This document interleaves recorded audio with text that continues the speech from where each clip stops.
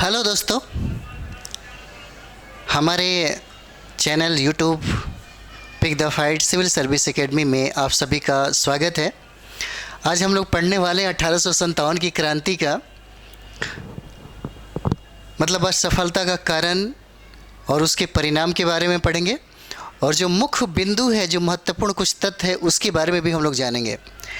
क्योंकि हम लोगों ने 1857 की क्रांति के कारणों को पढ़ा, स्वरूप के बारे में पढ़ा और प्रमुख जो स्थान था उसके बारे में पढ़ा।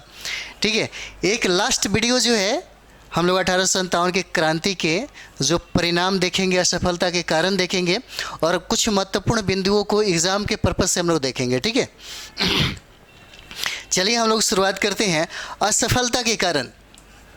यहाँ देखते हैं हम लोग असफलता के कारण। असफलता के कारण, देखिए किसी भी चीज़ का एक कारण नहीं होता। जैसे आप एग्ज़ाम अगर दे रहे हैं, आपकी तरीका अगर सटीक ना हो तो आप फेल हो सकते हैं। अगर आपका रणनीति अगर गलत हो तो आप फाइट नहीं कर सकते।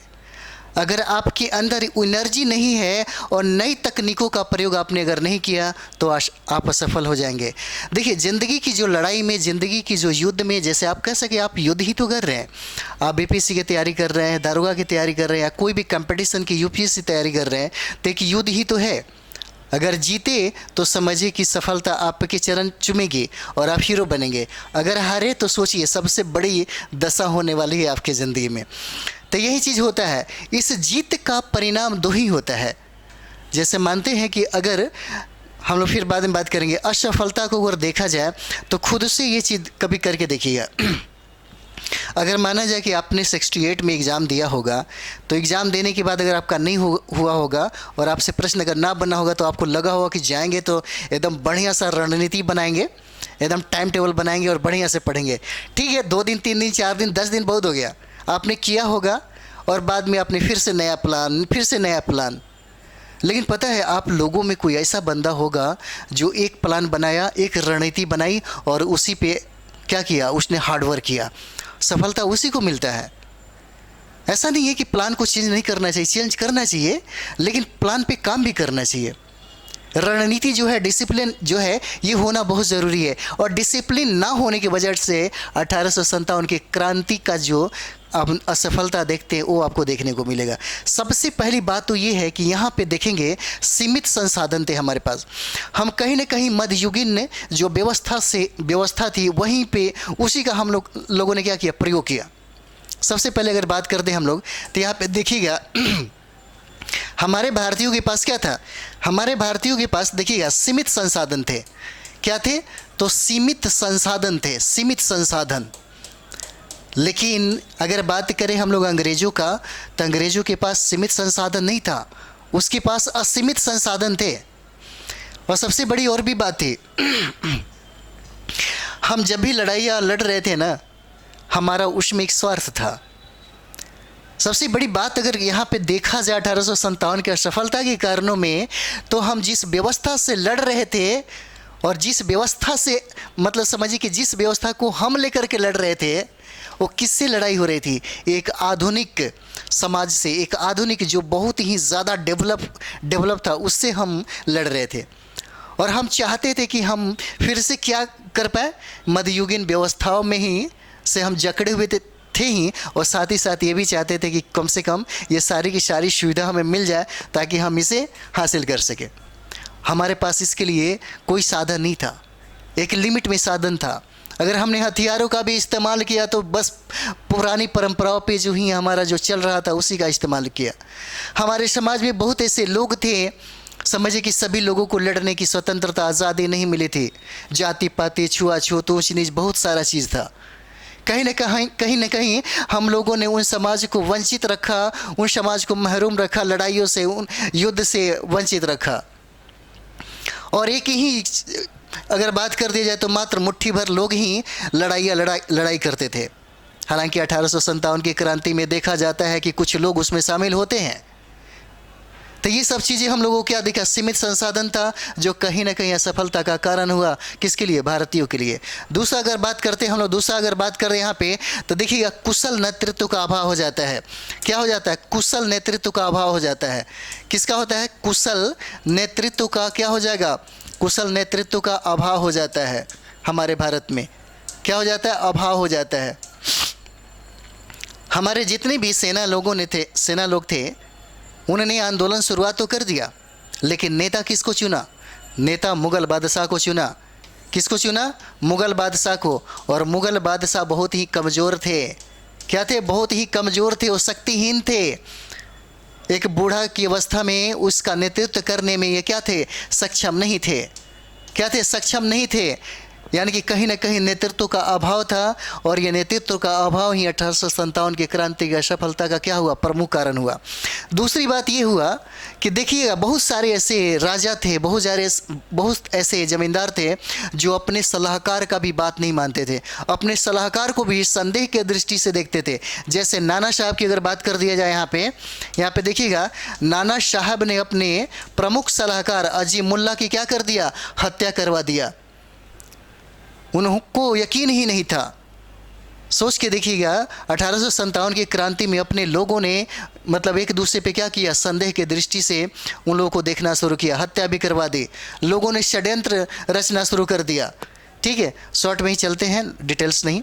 उसके बाद यहाँ पे हम लोग देखते हैं, नेक्स्ट देखेंगे तो देखिए तीसरे की अगर बात कर दें यहाँ पे तो देखिएगा शिक्षित वर्ग की उदासीनता हो जाती है। क्या होती है? शिक्षित वर्ग की उदासीनता होती है। शिक्षित वर्ग की उदासीनता होती है। वर्ग की उदासीनता होती है। पता है क्यों ऐसा होता है? क्योंकि शिक्षित वर्गों को ये बात पता होता है कि ये सब जो आंदोलन और विद्रोह जो हो रहे हैं ना, ये ज़मींदार अपने स्वार्थ के लिए लड़ रहे हैं। क्योंकि अंग्रेज़ों ने इनके अधिकार को क्या किया था? छीन लिया था। और जिसके वजह से ये अधिकार पाना चाहते थे, इसीलिए इन सारे जो ज़मींदार थे वो इकट्ठा हो गए और अंग्रेज़ी हुकूमत के खिलाफ क्या हो गए? खड़े हो गए। अगर देखा जाए तो ये शिक्षित वर्ग ने इन विद्रोहियों का क्या किया? आलोचना किया। इन विद्रोहियों का क्या किया? आलोचना किया। इस तरीके से इनका मनोबल भी क्या हुआ? गिर गया। किसका? जो जमींदार जो लोग थे अंग्रेज़ों के खिलाफ जो लड़ाई लड़ रहे थे, विद्रोह किए थे, इन शिक्षित वर्गों की वजह से क्या हुआ? नेतृत्व तो मिला नहीं, साथ ही साथ उनके मनोबल को तोड़ने में क्या किया? इन्होंने भूमिका निभाया। ठीक है, इनके मनोबल को तोड़ने में क्या किया? भूमिका निभाया। ठीक है, उसके बाद हम लोग चौथा कारण अगर देखेंगे तो यहाँ देखेंगे राष्ट्रीय भावना का अभाव होता है। ठीक है, अगर यहाँ पे देखेंगे तो क्या हो जाएगा? राष्ट्रीय भावना का अभाव होता है। भावना का क्या हो जाएगा? अभाव हो जाएगा।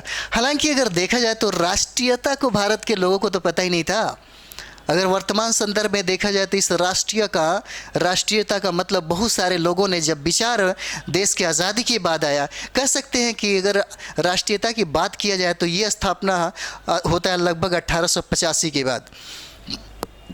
ठीक है, कब होता है? 1885 के बाद ये राष्ट्रीयता की स्थापना की जाने लगती है। हालांकि देखा जाए तो राष्ट्रीयता क्या होता है ये भारत के लोगों को कभी एहसास ही नहीं था, क्योंकि एक दूसरे से लड़ाई लड़ना, छोटे छोटे क्षेत्र के लिए ये लोग एक दूसरे के जान के दुश्मन हो जाते थे।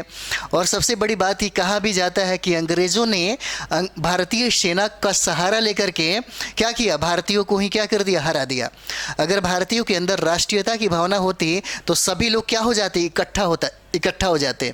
और मिट्टी का जो प्रेम होता है, जो राष्ट्र का प्रेम होता है, वो सर कटाने के लिए कभी भी मजबूर नहीं करता। लोग शौक़ से ऐसे करते हैं। जैसे रोशन अख्तर, ये सब नाम जो भगत सिंह, सुखदेव, राजगुरु जैसे लोगों को देखते हैं, उनको इतना अगाध प्रेम था अपने मिट्टी से, इतना ज़्यादा प्रेम था। ये कब हुआ? क्योंकि उनके अंदर राष्ट्रीयता की जो भावना थी उनके रूह में क्या हुआ था? समा गया था। इस मिट्टी के लिए कुछ भी करने को तैयार थे। वो कभी नहीं चाहते थे कि मिट्टी पे आँच आए, इसलिए अंग्रेज़ों के हुकूमत के खिलाफ उन्होंने खड़ा हो गया और उन्होंने अपने फांसी के फंदे को क्या किया? चूम करके वो मतलब समझिए कि उस पे चढ़ गए। ये होता है राष्ट्रीयता। उस समय 1857 की क्रांति में राष्ट्रीयता नाम का कोई चीज़ ही नहीं था, कोई भावना ही नहीं था, और इसीलिए सारे लोगों को इकट्ठा नहीं कर पाया। और कहीं ना कहीं एक होता है ना कि सभी लोगों को फील हो जाता, अगर फीलिंग होता इस माँ के प्रति, इस मिट्टी के प्रति, तो मुझे लगता है कि 1857 की क्रांति का दिशा और दशा कुछ अलग ही होता। लेकिन राष्ट्रीयता की अगर बात करा जाए तो ये आधुनिक समाज का एक देन है। ये पुनर्जागरण प्रबोधन से होता हुआ जो आधुनिक समाज था, और ये सब चीज़ें किसके पास थी? ये सब चीज़ें अंग्रेज़ों के पास थी, हमारे भारतीय लोगों के पास नहीं था। ठीक है, तो नेक्स्ट अगर हम लोग बात करें पांचवा अगर बात करें यहाँ पे, तो देखिएगा समय से पूर्व विद्रोह का होना। पूर्व क्या होता है? विद्रोह का होना। विद्रोह का क्या होता है? होना। एक चीज़ यहाँ पे देखिएगा, हमने कहा समय से पूर्व विद्रोह का होना। जैसे देखिएगा एक रंगोली बाबू थे, क्या थे? एक रंगोली बाबू थे और दूसरा अजी मुल्ला थे। ठीक है, और दोनों लोगों ने एक प्लान बनाया। कहाँ पे? लंदन में प्लान बनाया कि 31 मई को 1857 की क्रांति का विद्रोह क्या किया जाएगा, इसका तिथि तय कर दिया जाएगा। लेकिन मार्च में, लगभग 29 मार्च में यह 1857 की क्रांति प्रारंभ हो गया। लेकिन विधिवत अगर विद्रोह की बात कर दिया जाए तो मेरठ में 10 मई से यह स्टार्ट हो जाता है। जो प्लान बनी हुई थी उस प्लान पे काम नहीं हुआ, जिसके वजह से ये विद्रोह भी क्या हुआ? असफल हो गया। ठीक है, असफल हो गया। चलिए कुछ और भी देख लेते हैं इसके बारे में। ये हो जाता है। अच्छा एक चीज़ देखिए, बहुत सारा चीज़ विद्रोह में आपको मतलब इसके जो असफलता के कारण है मिलेंगे। तो चलिए हम लोग नेक्स्ट बात करते हैं, इसका परिणाम क्या होता है। तो परिणाम के बारे में देखेंगे तो देखिएगा, किसी भी विद्रोह का परिणाम दो ही होता है। भले 1857 की क्रांति असफल रहा, लेकिन इसने परिणाम दो तरह से दिया। अगर परिणाम की बात करते हैं तो एक परिणाम आपको सकारात्मक देता है, एक परिणाम इसका सकारात्मक देता है, तो दूसरा परिणाम इसका नकारात्मक भी होता है। लेकिन अगर बात कर दिया जाए तो 1857 की क्रांति में कभी भी परिणाम इसका बेहतर नहीं हो पाया, क्योंकि 1857 की क्रांति में अंग्रेज़ों के द्वारा जो नीतियाँ और नियम बनाई गई थी, वो समझिए कि यहाँ से तो शोषण का शुरुआत होता है। जैसे हमने टेलर देखा था फिल्म, तो ये यहाँ से स्टार्ट होता है। तो यहाँ से शुरुआत होता है कि 1857 की क्रांति के बाद जब नया कानून बनने लगते हैं अंग्रेज़ों के द्वारा, जो नई नीतियों का मतलब किया जाता है, जिसमें सबसे ज़्यादा हमारे भारत का आर्थिक शोषण हुआ, तो मानते हैं कि अगर हम परिणाम के बारे में देखें तो थोड़ा सा देख लेते हैं। यहाँ पे परिणाम में देखिएगा, सबसे पहले 1858 का क्या हुआ? अधिनियम आया। 1858 के अधिनियम में क्या लिखा था? देखिए 1858 के अधिनियम में नया पद बना। नया पद क्या था? तो नया पद देखिए, नया पद क्या हो जाएगा? तो ये देखिए नए पद में हो जाता है भारत मंत्री का, क्या हो जाएगा? भारत मंत्री या भारत सचिव का। भारत सचिव का क्या हो जाता है? भारत सचिव का क्या होता है? एक नया पद बनाई जाती है। ठीक है, एक नया पद क्या कर दिया जाता है? बना दिया जाता है। और ये सीधे इसका संबंध किससे रहता है? ब्रिटेन के संसदों से। और एक चीज़ यहाँ पे और भी देखते हैं, चलिए नया पेज ले लेते हैं। यहाँ पे एक चीज़ और भी देखते हैं, यहीं पे कहा जाता है यहीं पे कि लॉर्ड कैनिंग जो होता है, उसने इलाहाबाद में महारानी विक्टोरिया का जो घोषणा होता है, महारानी विक्टोरिया का घोषणा यहाँ देख लेते हैं। महारानी विक्टोरिया का जो घोषणा होता है, विक्टोरिया का घोषणा, वो क्या करता है? यहीं पे पढ़ता है। और देखिए विक्टोरिया का घोषणा में क्या लिखा रहता है?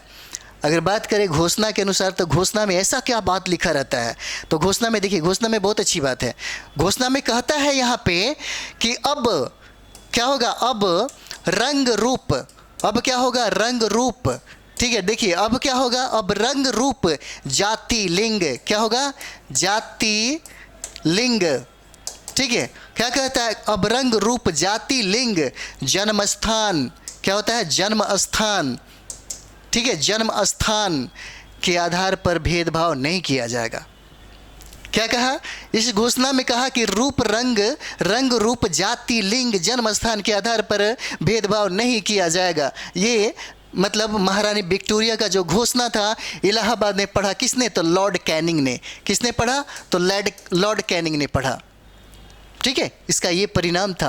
अगर नेक्स्ट हम लोग परिणाम की बात करेंगे तो नेक्स्ट परिणाम में देखिएगा, नया ही पेज ले लेते हैं। नेक्स्ट परिणाम में कहा जाता है कि राजवाड़ों के प्रति नीति में परिवर्तन होता है। देखिएगा, राजवाड़ों के प्रति क्या होता है, पूरा डिटेल्स नहीं बताएंगे एग्जाम के पर्पज से, पीटी वाला। राजवाड़ों के प्रति नीति में क्या होता है, नीति में परिवर्तन होता है। नीति में परिवर्तन, कैसा परिवर्तन, तो सोचिए। देखिए, दो पक्ष होते हैं। एक बहुत ऐसे राजवाड़े होते हैं जो उस समय अंग्रेजों का क्या करते हैं, समर्थन करते हैं, अंग्रेजों को मदद करते हैं उस समय। और जिस राजवाड़ों का ये लोग मदद करते हैं, कैनिंग ने पता है उसको क्या कहा, कैनिंग ने उसे तरंग रोधक कहा। कैनिंग ने उसे तरंग रोधक कहा। क्या कहा, तरंग रोधक कहा। कैनिंग ने क्या कहा, तरंग रोधक कहा। और उसके पक्ष में उन्होंने बहुत सारी सुविधाएं भी क्या कर दिया, मतलब समझिए कि इसके साथ जोड़ दिया। यानी कि अगर देखा जाए तो बहुत सारे रजवाड़े थे 1857 की क्रांति में जो वायसराय का साथ दे रहे थे, अंग्रेजों के साथ दे रहे थे। और मात्र मुट्ठी भर कुछ ऐसे लोग थे जिनकी अधिकार अंग्रेजों के द्वारा छीन लिया गया था, वही लोग इसमें क्या कर रहे थे, लड़ाई लड़ रहे थे। लेकिन एक चीज़ और भी है, जिन लोगों ने इनका साथ दिया अंग्रेजों ने, उनको सेना में सबसे ज़्यादा भर्ती किया गया और उनके वाहवाही में बहुत बड़ी बड़ी बातें कही गई, किसके द्वारा, अंग्रेजों के द्वारा। ठीक है, ये होता है। उसके बाद हम लोग देखते हैं यहाँ से, अगर परिणाम की बात कर दिया जाए तो यहीं से परिणाम की अगर बात करी जाए तो आर्थिक शोषण का जो प्रारंभ होता है यहीं से देखने को मिलता है। आर्थिक शोषण का, यहीं पे देखिएगा, आर्थिक शोषण का एक नया युग, आर्थिक शोषण का बताते हैं आपको, आर्थिक शोषण का एक नया युग आरंभ होता है। एक नया युग अगर एक नया युग आरंभ होता है, कैसे, तो देखिएगा, सबसे ज़्यादा 1857 की क्रांति के बाद ब्रिटिशों ने, यानी कि अंग्रेजों ने सबसे ज़्यादा कच्चे माल का क्या किया, निर्यात किया था। हमारे भारत से जितने भी कच्चे माल थे, अगर कच्चे माल की बात कर दिया है तो कच्चे माल सबसे ज़्यादा निर्यात हुआ था। और इसी कच्चे माल के द्वारा देखिएगा तो हमारे भारत में ये लोग क्या करते थे, हमारे भारत से कच्चे माल लेकर के जाते थे और वहाँ पे औद्योगिक क्रांति ऑलरेडी हो चुकी थी। यानी कि बड़े बड़े मशीनों के द्वारा इसी कच्चे माल से क्या बनाए जाते थे, सामान बनाए जाते थे। और यही सामान फिर लौट करके हमारे भारत में आता था। क्या होता था, भारत में हमारे पास आता था निर्यात के रूप में। और हमारे भारत का जो कुटीर उद्योग था, जो लोग अपने हाथों से हस्तकरघा करते थे, ठीक है, उनके माने व्यापार को और उनकी कला को और घरेलू उद्योग को क्या कर दिया गया, बर्बाद कर दिया गया।